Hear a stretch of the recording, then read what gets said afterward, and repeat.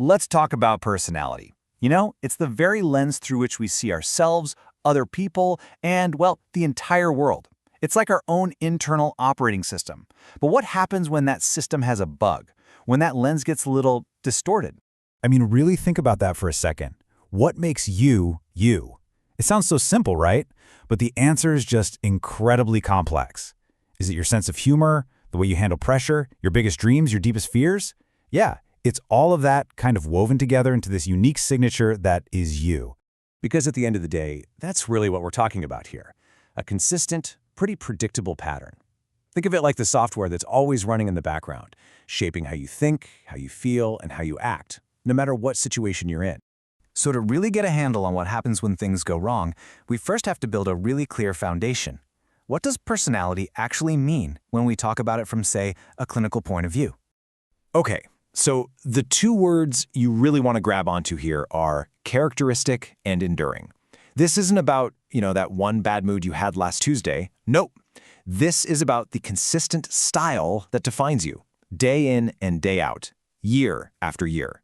It's kind of like your personal blueprint for how you interact with life itself.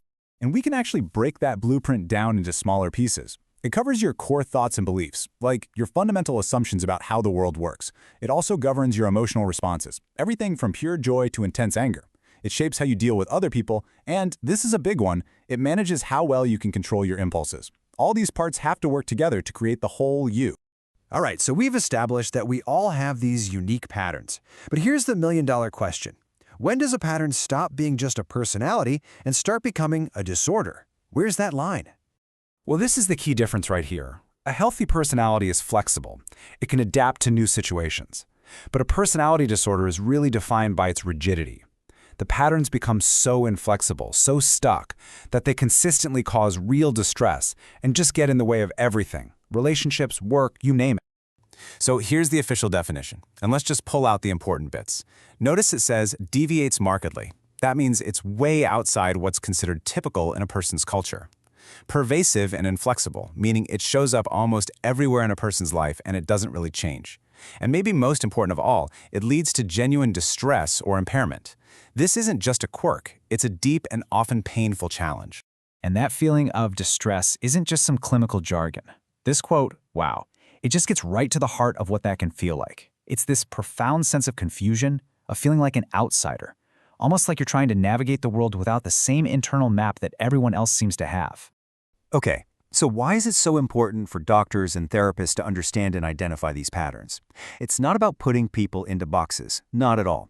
It's about finding a real, tangible way to help.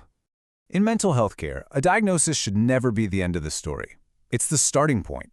It gives professionals a framework, a kind of roadmap, that helps them understand the root of a person's struggles. And with that understanding, they can find a path forward that's both effective and, just as importantly, compassionate. The process itself is actually pretty logical. First, a professional works with a person to identify those long-term, deep-seated patterns we've been talking about. Second, they figure out just how much distress and difficulty those patterns are causing in the person's life.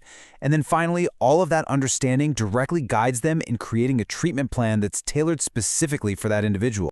And what does that treatment actually try to do? Well, the goal isn't to change someone's fundamental personality. That's a huge misconception. Instead, it's all about building new skills. It's about helping someone become a bit more flexible in their thinking, improving their ability to connect with others, finding healthier ways to cope with emotional pain, and at the end of the day, just reducing their overall distress so they can live a more fulfilling life. So this is really what I want to leave you with. When we stop seeing labels and start seeing these deeply ingrained patterns that often have very complex causes, it changes everything. The whole conversation shifts from judgment to understanding and from blame to support. It forces us to ask a better question. How can our compassion, not our labels, be the real foundation for healing?